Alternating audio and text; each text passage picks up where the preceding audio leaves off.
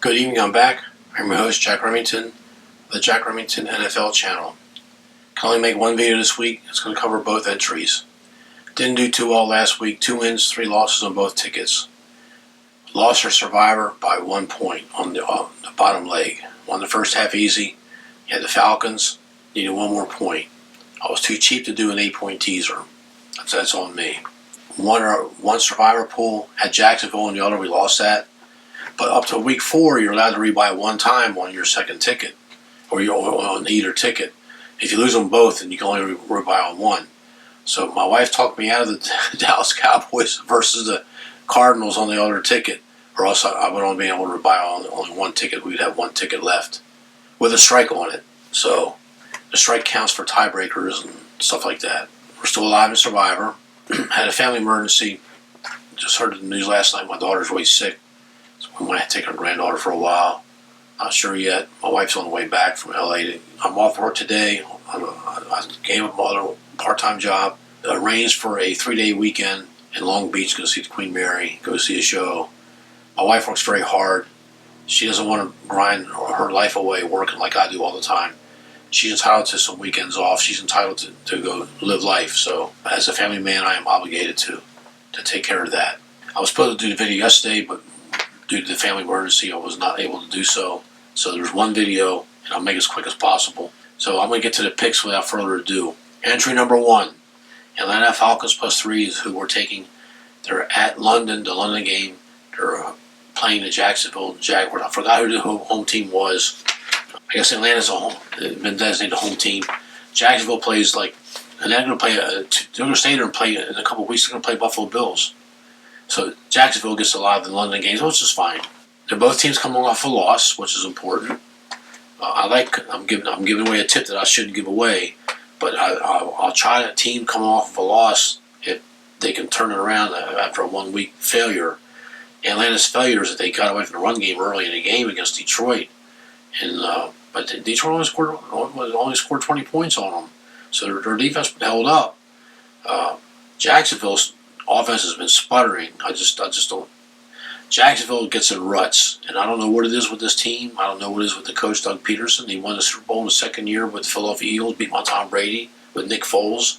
1,200 yards of offense, no defense. Big high-scoring game. They won with the last possession. What else can I say? That but the year after they won the Super Bowl, they had the Super Bowl jinx or the Super Bowl hangover, and their teams get into a funk and they just couldn't score. I don't know what it is with Doug Peterson. He's won the Super Bowl. He's got the know-how. He's got the brain power.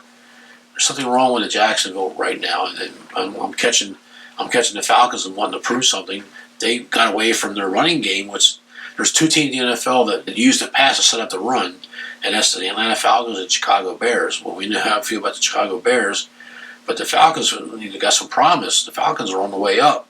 I don't know if Chicago will be out of the league to keep this up. So we're going to take the Falcons with the 3 points. We're razor-thin game, close game is what we're looking for. The second pick, Miami Dolphins +2.5. They're at Buffalo. Yes, I'm taking them. I know it's not because they scored 70 on the Broncos. This team's got the best team speed. They got the best receivers. Tua, I can't say his name. The Tua guy from the quarterback for the Dolphins, I can't say his name. And he's doing pretty good. He's the top-rated passer in the NFL, by the way, isn't he? That's for a reason. That's because he's good. The team speed on offense. I mean, the Dolphins is. The Chargers had them beat dead to rights. The Dolphins is toe-to-toe, big heavyweight slugfest fight. Ken Norton versus Larry Holmes. I mean, in the 15th round, he's just met in the center of the ring and just started slugging it. That's what that game was, and Miami prevailed. So that team speed did it. I'm telling you. There's new kings in the AFC East, and they are the Miami Dolphins. You heard it here first. Third game, we're taking the Rams pick'em. There's 2 pick'em games this week, so I love these. You have to master these pick'em games, or you're never going to go anywhere in any contest. I don't care how you word it. I'll just spit it out there. So you got to pick the winner. You can't pick the winner in the NFL. Then what are you doing here? You can't blame the point spread. You get these wrong, that's on you. So I'm taking the Rams over the Colts. I know Matthew Stafford got sacked 6 times against the Bengals last week. The Bengals woke up with a pass rush. It was a must-win for them. They were 0-2. Joe Burrow didn't look that bad, but neither did Matthew Stafford. Rams come out and they upset Seattle the first week and held to Seattle minus 12 yards second half and won the game on the road. But they haven't won since. They've lost 2 in a row. But they went toe-to-toe. The 49ers were tied at halftime. Second half, 49ers pulled away, but they picked off Matthew Stafford twice the second half. Now they're playing Cincinnati. 6-6 tie at halftime. Both teams kicked 2 field goals. Dink, dink, dink, dink, 6-6, right? I don't think Stafford had been sacked at that time, I don't think. When I watch the NFL Rewind, I'll find out and I'll report back. They picked off Stafford twice in the second half, so we got 3 games. Okay, Stafford's got 4 interceptions. They both came in the second half of the 2 losses. And then they got sacked 6 times. And I want to say second half of that game against the Bengals, Hendrickson got him 3 times and pressured him once. And then batted the ball down on top of it. I don't know if it's conditioning. They went toe-to-toe with 49ers, but it looked like the 49ers had a little more gas in the tank than, I don't know if Sean McVay's gone soft a little bit on the conditioning. But young coaches tend to do that. It's the old noses, Bum Phillips of the Houston Oilers, Chuck Noll of the Pittsburgh Steelers of old, Bill Belichick of the New York Giants, defensive assistant coach under Bill Parcells, head coach of Cleveland Browns, New England. He wants them in shape. I want your ass in shape. You may lose, but you're not going to lose because you're tired. The only danger is you can't take a tired team to the playoffs. And these coaches I just aforementioned knew not to take a tired team to the playoffs. But we're taking the Rams. I think the Colts got lucky to win last week. I know the guy from the Colts kicked 5 field goals over 53 yards. He set some NFL record. Good for him. I'm glad for him. I'm happy for him. The Ravens had a chance to win it in overtime, in regulation, and Justin Tucker, the best kicker in the NFL, missed a field goal. They sacked Lamar Jackson. He holds the ball too long. He's running. He's trying to be a one-man wrecking crew. But there were some plays that just went against the Ravens, and the Ravens should have won that game. But they didn't. So I think the Colts sort of got the false record. They're improving. Gardner Minshew was the quarterback last week, and I was rooting for him in a way because he got a raw deal in Jacksonville. I mean, he was a pretty damn good quarterback, and he's never going to get his due, and he's relegated to bench material and jockey around position forever. Because Anthony Richardson is their future, and we all get that. We all get that they're playing for the next 10, 12 years. I get that. But he's playing with concussion protocol, and he hasn't faced a team like the Rams yet. I just think it's gonna come. This is a good chance for him to steal a win here. But the Rams are not going to just steal it. They're going to go barrel. They're going to bulldoze them. The 4th pick, New England Patriots +7 at Dallas Cowboys. And I read one thing online that the Patriots are coming to town with a bubblegum offense with Mac Jones, noodle-warm Mac Jones, can't throw a ball 15-yard spiral. And I thought, what a piece of work this sports journalist is. Bill Belichick reads that and uses it for fodder material. Watch out. New England's got a good defense. Dallas Cowboys they got their ass handed to them by the Cardinals, but the Cardinals' defense is not like New England's defense. I'm sorry. I'm not sorry. I got New England as the top 3 NFL defense, and they just got their asses handed to them by the Arizona Cardinals, and we'll go to the desert, so turn the heat up on them, and they got whooped. I mean, they were gashing them on the ground, they gashed them in the air. The play calling for the Cowboys stunk. Instead of kicking the field goal, they went for 4th and 5, deep in the territory. But kicking that field goal, they got the ball back within a couple minutes later. They could have kicked another field goal and moved them for the win at the end. But they wound up losing by 11 or 12 points. And the play calling is just horrendous on the Cowboys. That can't happen against a Bill Belichick coach team. I don't care how good you think you are. I'm taking the points here, possible upset. And everybody forgets that Dallas is not a good home favorite. They for some reason, they don't play well at home. In the last 5 years, they've lost a lot of games against the spread. And lost them outright. This is a good spot. And Dallas might be a wounded bear right now. They might be wounded. I mean, they looked horrible. They went from the top metric team on offense, top on defense, second only to the Carolina Panthers on special teams. Okay, and after the first 2 weeks, they were the top dog in the NFL. 49ers were the team number 3. Buffalo was number 4. Blah blah blah. The Cowboys looked unstoppable. What happened? Not only did they come down to earth, they crash and burn 20 feet under the ground. I think this New England defense is going to show Dak Prescott some looks he's not used to seeing, and I think he's going to pick them off. And the rest is history. And don't you think Ezekiel Elliott's not going to want to score a touchdown to Jerry Jones? And hey, Jerry Jones, remember me, Ezekiel Elliott, won you all those games? How you like that? I'm sure him and Mac Jones don't like each other. You know, you see, he's got the tongue ring, he's got the metal ring in his chin, and he got the thing earring here, hair here, braids here, bob, the white thing here. Yeah. And Mac Jones is from Alabama, down south. I'm sure they don't like each other, but for one game, if Ezekiel Elliott says, hey, come on, Mac, let's stick it to him. Watch out. The fifth game, we're taking New York Giants pick'em. When this game opened, it was the Giants -1.5. Then it was pick'em. Now it's Seattle -1.5. And right now, before film time, it is Seattle -2.5. And the money was 55-45 Seattle. Now it's 65-35 Seattle. I mean, both sides are starting to pound Seattle. Saquon Barkley's been ruled out. The other linemen have been ruled out. They got some other questionable injuries. Yeah, the Giants are banged up. But Seattle's banged up too. The injuries are really horrendous on almost all teams now. And it's only week 4. So that's the first ticket. The second ticket, I know I just have my head examined. We're taking the Tennessee Titans +2.5. They're hosting the Cincinnati Bengals. And 2.5 is the poison spread for me when I take the underdog. I lose more games taking 2.5 than any other play I've ever made in any contest. I had the Rams +2.5. They lost by 3. Just last week. Instead of going 3-2, I won 2-3. It's a big difference in the contest. But I tried 2.5. We'll take Tennessee. I would love to got 3, but didn't get it. Okay, Cincinnati. Joe Burrow's getting better. He doesn't wear the brace anymore. They're 1-2. They're on their way. They did it last year. They started 0-2 and they won like 9 or 10 or 11 straight games. I mean, they were just beat-slapping the NFL. And we're one play away from going back to the Super Bowl again at Kansas City. So they might be relaxed and just exhale. Okay, we got our 1 win now. We got lucky against the Rams.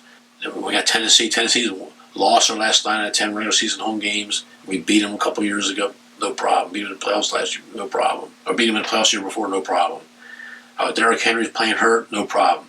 But if they've been saving Derrick Henry a little bit, and if Vrabel can get the lead on this Bengals, their run defense is not that good at all. I can see a path to victory for the Tennessee Titans. They got to score first, come 7-0, and they got to hold them to a field goal or less. Get them to punt or hold them to a field goal. Okay, you can't win a shootout against Joe Burrow. I mean, do you know anybody that's willing to do that? I certainly don't. There's 31 other NFL teams that don't want to get in a shootout with Joe Burrow. That's for a reason. The guy's good, and if he gets in shape, watch out. If he's not playing hurt, watch out. They're going to string off a bunch of victories, and they're going to need them. Because there might be a new king in the AFC North this year, and they're called the Cleveland Browns. Vrabel's cooking for his life. Oh, he's a great underdog. He was even a better underdog. Was going to set the record until he started losing regular season games. They can't keep losing all these games. They've lost the last 9 out of 10 regular season games, folks.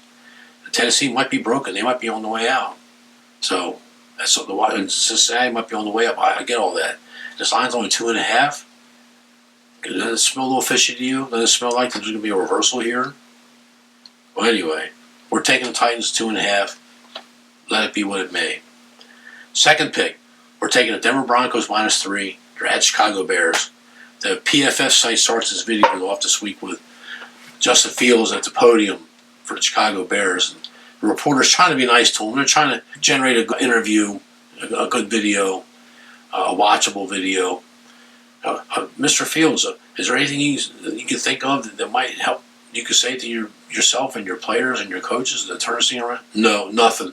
And it's like he didn't want to be there. His body language told you he didn't want to be there. He was almost crying. I mean, they're a wounded, they're a dying animal. Put a fork in them, they might be done for the season. They might go 0-17. But the other team that they're playing, the Denver Broncos, they got Sean Payton out of retirement. Okay, now Sean Payton thought, well, the Waltons own the Broncos now. Well, he thought the NFL wouldn't with the Waltons. Well, guess what? Well, as Roger Goodell, they're like the thugs of yesteryear. You know, they fuck with anybody they want. You don't like it? That's too bad. You don't like it, really? Sean Payton, the Raiders got lucky. He stole a win at Mile High in week 1. They lost by 1 point. Then week 2, they were up 21-3. The Washington Commanders at home. To turn the world, they scored 4 or 5 straight touchdowns, whatever, and went way up. Broncos tried to come back, and they needed a 2-point conversion to tie the game, send it overtime on the last play of the game. And the guy mugs the Bronco receiver. And Sean Payton was like, hey, what? And it reminded me of the playoff game when the Rams got tackled, mugged the Saints receiver in that playoff game. Clearly pass interference, they didn't call that. And what's going on here? And Sean Payton's been at odds with NFL brass for years. And it's sort of a Bounty Gate and a couple other things. Mickey Loomis was general manager. That prescription gate thing, they swept on the rug really quick. Mr. Benson was the owner. He did what he had to do, if you don't want to know what I mean. Sean Payton's not exactly the fair-haired boy when it comes to the NFL top brass. He just got stomped by the Miami Dolphins 70-20. But despite being given up all those points to the Dolphins last week, they still have the better point differential than the Chicago Bears. Chicago Bears has a worse point differential despite Denver's getting hanging the 70 burden hung on them. So that's very telling. I think Sean Payton's going to suck it up and tell his team, you got to get this one win for the year so we're going to go winless. I don't care what he has to say, what he has to word it. He's got to motivate the team whether they like it or not. Okay, if you can't motivate them, then use fear. Use what Belichick does and other coaches do. Scared to be Jesus out of them. I'm going to cut your ass next week. Yeah, how you going to pay that sports car you got that girl for? It's those balls from there. And I think he's a better coach than the guy that the Bears have. We'll try him one more time. And if they fail me here, then the team was broken. Third pick, we're taking the Cleveland Browns -2.5 against the Baltimore Ravens. That's all I've been hearing all week. Lamar Jackson is 35-7 and 3 pushes against the spread when he's an underdog. And that may very well be true. I understand that. I don't even look it up. I believe when the kids tell me, not the kids, but I believe when the guys tell me that. Here's the thing. This Cleveland defense is going to make Lamar Jackson pay a big price when he handles that ball too long. They're going to chase his ass around like the Colts did. If the Colts can stymie Lamar Jackson to a standstill like that and get him in overtime, beat him in overtime, what do you think Cleveland's going to do to him? What do you think that front four for Cleveland's going to do to him? It's not going to be pretty. I'm taking the Cleveland Browns. I'm going to have to lay 2.5. I'll lay the 2.5. I'll take my chances with the Cleveland Browns. Although I'm a big Ravens, I love the Ravens. I love Lamar Jackson. They gave him the contract. He's trying, but they're injured. They don't have the horses. I'm telling you, Cleveland does. The fourth game, staying in the AFC North, we're taking the Pittsburgh Steelers -3. They're at the Houston Texans. And all of a sudden, Houston's this great team now. They have one win. Okay, they look horrible the first 2 weeks. They got beat by the Colts, but bad at home. Oh, they're finished. They're done. And they come up with a win against Jacksonville, who has no offense. And the streaming service I tried for free. It gave me a free trial. That was the game that they streamed. There was no order. I don't remember all the details. Don't remember why. Well, Jacksonville had 2 touchdowns called back on. One guy's toe was on the line or something, and it was razor thin. But the refs saw it and called it, and they, I guess, get that NBC See It camera, little lipstick camera that they use in the poker tournaments, whatever. And yeah, a couple grains, he was on the white, out of bounds, incomplete. And then there was another play that went against. There was 3 big plays went against Jacksonville when the game was still close. They were sputtering. Doug Peterson teams going through these funks, like I talked about in I guess the Falcons game this coming up week. C.D. Stroud, a great rookie quarterback, but he hadn't faced anything like the Steelers. He hasn't met a guy named T.J. Watt yet. When T.J. Watt introduces himself to the NFL, it's not going to be, let me shake your hand there, Mr. Rookie. It's going to be, I'm going to tackle you, and he's going to dash him. And he's going to rattle his cage, make you think. They lost a big run stuffer in week 1, Hayward. And that's a huge loss for Steelers. This line might be -7 if he was playing. Well, maybe not that much, but it would be a difference, I'm telling you. I just think Steelers going to kill him. I don't think Houston's... I love DeMeco Ryans. He's going to be a great talent. He wouldn't have got the job if he wasn't talented. I'm telling you. He's in for a rude awakening. He hadn't faced a defense like the Steelers. Pick number 5. This is the one I got laughed at. My wife laughed at me, this one. We're taking the New York Jets plus the 9.5. They're hosting the Kansas City Chiefs, the Super Bowl champs. And Taylor Swift's going to be in the press box again. And I'm telling you, that's going to piss off the Kansas City players. They're Travis Kelce went to go up to the podium and said the very first question, instead of asking him, hey, how's it feel to score a touchdown for this year? Because he caught that touchdown early in the game. Then he punted the ball in the crowd. He was all happy. He goes, so how's Taylor Swift and your mother in the press box? What? He wasn't ready for a question like that. All of a sudden, it's nothing about the football game. It's about Taylor Swift. And I got a confession. This is the fun part of the video. Until last week, I did not know who Taylor Swift was. You guys got to. I don't not know who. I did not know who she was. I don't know who she is. I listened to the Beatles, Queen, Elton John, Alice Cooper, ZZ Top, Jimi Hendrix. I listened to 50s, 60s, and 70s music. If I venture to the 1980s, which is very rarely, it's Spandau Ballet and Duran Duran, and then a couple other bands. I listen to Chicago. Okay, I don't know who this Taylor Swift is. I don't listen to country. I don't know. Well, I know who Queen Latifah was because she was in the movie I saw a few years ago. And someone told me she's some singer or something, whatever. Okay, yeah, okay. And Beyonce was, okay, yeah. But I couldn't name not one of their songs. And I don't know their voice if I hear on the radio driving to work or on the computer or whatever, or a commercial. I had to look in them and I could put pieces together. I'm telling you the truth. God is my witness. God is my witness. I'll put my hand on my heart and I'll raise my hand. I swear to the Pledge of Allegiance, anything you wanted me to pledge. I did not know who Taylor Swift was. My wife was astounded I did not know who this person was. But she didn't appeal to me. You know, I mean, I'm a man's man. I mean, I like Johnny Cash, and I like Jimi Hendrix. I like guys like that, and women. Deborah Harry for Blondie. I like women like that. I follow her. Stevie Nicks of Fleetwood Mac. Chrissy McVie before she passed, rest her soul. Women like that, I'll listen to them. But I did not know who this Taylor Swift was. I have no idea who it was. I had no idea. My daughter said, "You don't know who Taylor Swift is?" I said, "Well, you didn't know who Alice Cooper was." Oh, okay. I mean, that's just the way it is. And I'm probably one of the oldest guys on pregame.com, and that's okay. And my age shows. So that's okay. I still could not pick her voice out of any random songs. I don't know any of her songs, but I'll learn. I'll have some time off, and maybe I'll listen to some. Well, we're going on a little mini vacation this weekend. I'll listen to some this weekend with my wife. We're going to Long Beach, go see Queen Mary, go see a show, and she needs a break, and I promised her a break, so I'm going to do my duty as a husband and show her a good time. I won't be able to watch any football this weekend. That's fine. The football can have to wait. Robert Saleh, on the other hand, the opposing coach for against the Kansas City Chiefs, well, number one, Kansas City hasn't faced a defense like the Jets yet. If the Jets can get it moving. But there are some grumblings on the Jets defense. I mean, they kind of quit a couple times already. And there's some grumblings I'm reading about and hearing about. I got my email my guys in Vegas. Jets aren't really playing 100% on defense. They feel it's so unfairly a burden, and rightfully so. This Zach Wilson, I mean, I might go to the Jets camp and, hey, give me a tryout. I want to be the quarterback. Just kidding. Robert Saleh he might have coached himself out of the NFL by sticking with the Zach Wilson guy.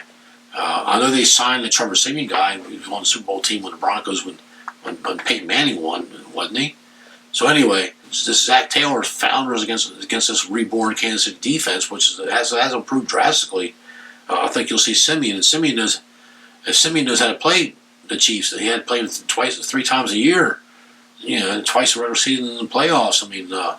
Siemian knows the Chiefs pretty well, and he's an experienced NFL quarterback. When you're looking for a cover, and the Jets got any pride at all, they're going to say, this Travis Kelce and this Taylor Swift. They're talking about they're not talking about us. We're the New York Jets, goddammit. We're going to show the world who we are. If they can get riled up, this is a 9.5 point spread. They should be able to cover that. So we're looking for a close game. Okay, on to the teaser. We lost our teaser last week. The first leg was a slam dunk. We had Baltimore a bunch of points, whoever it was. An easy win. That win was over by halftime. But the second leg of the thing here, we lost to the Falcons by 1 point. My wife called me. Oh, I think you lost the Falcons by half point. No, it was 1 point. So, because I was too cheap to go for an 8-point teaser instead of a 7-point teaser. So we lost that by a point. Well, anyway, that's okay. This week we got a 7-point teaser, a $1.30 juice. And we're taking our 2 teams. And we got 2 pick'em games, right? We're taking the Rams +7 and the New York Giants +7. Easy peasy, right? Okay. Going over the whole card really quickly. I don't need to put the graphic up that I lost the Detroit game either, right? I had Green Bay +2.5. Well, I lost that. So I'll already start this week 0-1. So if you make me prove it, I'll prove to you that I lost that game. I didn't win it. Okay, so I'm going over the whole slate. We lost. We had Green Bay +2 at home dog. We lost that one. Sunday we got Falcons home dog. We're getting 3 points against Jacksonville. We're taking the Minnesota Vikings are at Carolina. Minnesota -4. We got the Vikings. We're taking the Denver Broncos. They're at Chicago Bears. It's Denver -3. The Bears get 3 points as a home dog. We got the Cleveland Browns. They're home. They're hosting Baltimore Ravens. Cleveland's -2.5. We're taking the Browns. We got the Pittsburgh Steelers. They're at the Houston Texans. It's Pittsburgh -3. We love Pittsburgh. Indianapolis is home. They're picking them against the Rams. I think Indianapolis got the false record. They should be 0-3. I think the Rams could very well be unbeaten. They played the 49ers toe-to-toe. They played the Bengals toe-to-toe. And didn't look all that good against the Bengals. They looked much better against the 49ers. They were up for that game. New Orleans Saints is home. They're hosting Tampa Bay +3. So the Saints are giving them 3 points. We're going to take Tampa Bay. New Orleans is starting a new quarterback. Well, he's not new. It's Jameis Winston. He played with him before. But how good is he going to be? I mean, he's an interception machine, remember? Tampa Bay's going to pick him off. We'll take our chances with Tampa Bay. Philadelphia Eagles home. They're hosting the Washington Redskins. Washington +8. Washington beat them at this point last year. They were down, I want to say 4 or 5 points late in the game, in the middle of fourth quarter. On 3rd and 16, Heineken takes a knee, a real quick knee, knowing that the Philadelphia guy coming from behind didn't see him take the knee, and he tackled him. They got a 15-yard penalty on the first. And the next play they scored, and they took the lead, took a 1 or 2 point lead on them. Philadelphia gets the ball back, they pick them off, run it back. Now they're up 9 or 10. The game's over. So they beat them in the spot last year. Divisional rivalry. The money is like 85-15, all in Philadelphia. Philadelphia's playing in slow motion. It's like they jump out every first half. They destroy their opponent, and then they're coasting. They're a bully on the playground that's holding a small kid up, and the small kid's swinging. He can't reach the guy. You know, it's like, oh, they're getting close. The windows getting close. Then they start playing hard again. They do just enough to win. Tampa scored the other night. I watched the end of the Tampa Bay game. Tampa made it 25-11, a 2-point conversion. Philadelphia peeled off like 3 or 4, and Tampa never got the ball back. They ran the clock out. I mean, and they didn't look all that good doing it, but they didn't look bad either. It's like they were in slow motion, and it's like they're hardly sweating. I mean, to me, this Eagles team is dangerous. They don't have the Super Bowl hangover. If they do, it hasn't surfaced yet. I think Philadelphia could go unbeaten. I think they can go 17-0. They could bitch slap the NFL and win it all this year. I mean, they look surprisingly good. I think people are making a mistake, but Philadelphia's been lucky and they ain't played nobody. You play who you play, and they've proven themselves in my mind, and they passed that eye test. They look better this year than they did last year. Now, I wasn't going to take Washington, but I scratched them. I thought about it. I replaced them with Tennessee, so we'll see if I do good or not. Next game, we got Tennessee at 2.5. They're hosting the Bengals. We already talked about that game. Next game is Los Angeles Chargers. They're hosting Los Angeles Raiders +5.5.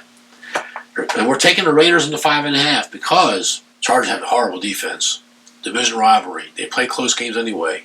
And the Raiders have more fans than the Chargers are. That's going to affect the team. The Chargers might have a letdown. Yeah, Justin Herbert's going to get his yards, get their scores. They got the Keenan Allen's a beast. I think the Raiders. Josh McDaniels coaching for his job. I think there's some rumblings in I keep saying Oakland. There's some rumblings in the Raider land that people are starting to call for Josh McDaniels' head. And it's not the first time. Hopefully it's the last. But we're taking the Raiders +5. It's a point spread play. Next game, Dallas Cowboys at home. They're hosting the New England Patriots. We got that. We already covered that game. 49ers at home. They're hosting Arizona Cardinals +14.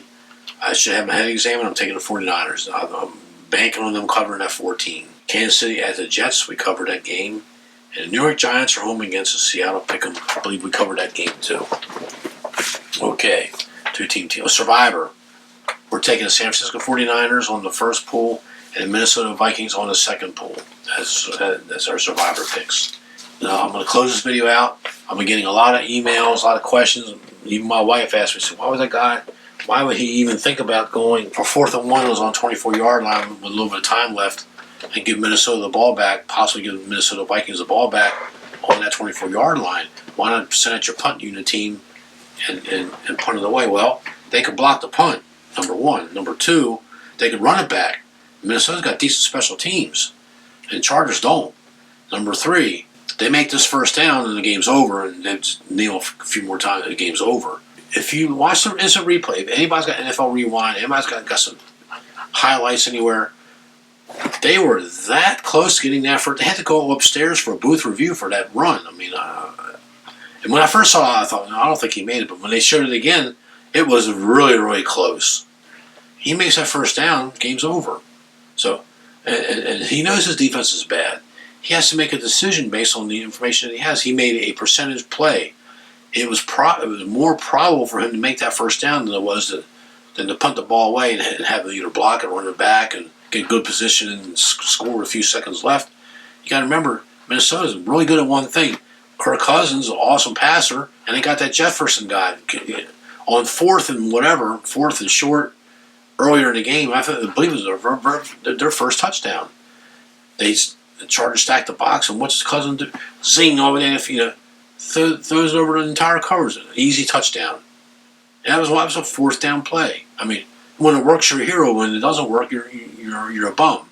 That's the nature of the beast in the NFL. You shouldn't second guess it. Bill Belichick got criticized for going for fourth down, and I made notes on the first cut tape that were erased by mistake.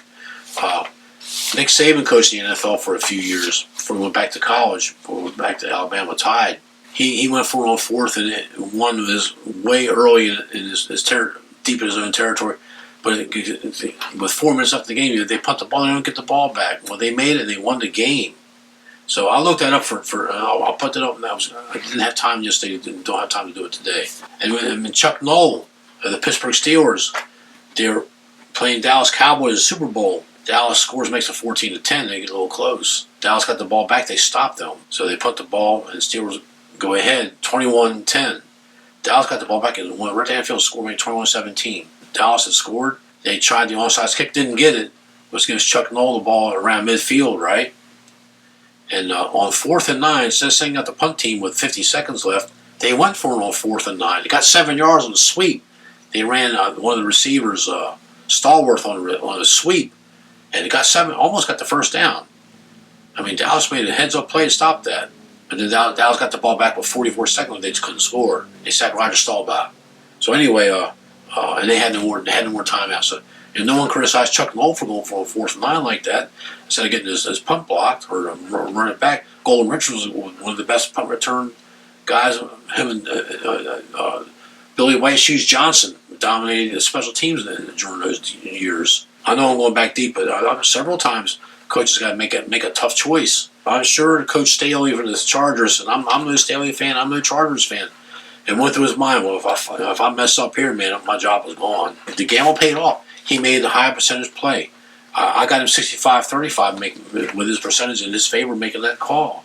And these people bashing him, that's life in the NFL. You got to take the good with the bad, and you got to gamble sometimes. I mean, life's a gamble. You got to go out here tomorrow and get hit by a car. And you can walk outside and get hit by a ball of lightning. You can't control that. Life is full of risk in every endeavor. So stay within your means. I'll try to do better in 2 and 3. I did do a lot of work, but I got a family emergency. My daughter's sick, the granddaughter. We don't know if we're going to take her with us to Long Beach or not. We're still deciding that. Okay, and you're getting me for free. Please subscribe. Give me the thumbs up. Leave some comments, because that helps keep the channel alive. You're getting me for free. The least you can do is help me out. I mean, I'm trying to help you. Can you try to help me? I scratch your back. Can you scratch mine? I mean, it's fair. I'm not asking for money. I'm not asking for blood. I'm not asking you to join my American meritocracy party and throw these communists out of Washington D.C. I'm not asking you to do that. I'm not asking you to hijack SpaceX here in the California desert, jump on a spaceship to go to Mars, Elon Musk's spaceship to Mars. We're going to live on Mars and hijack it, and we're going to live there, and they can kiss our ass. I'm not asking you to do any of that wild stuff. I'm asking for some thumbs up, a like, a share, some comments. Let's get this channel going. I need 1,000 subscribers before I can do the next steps. Thank you, players. Long live the NFL. Stay within your means. Enjoy the games. I'll see you next week. Thank you.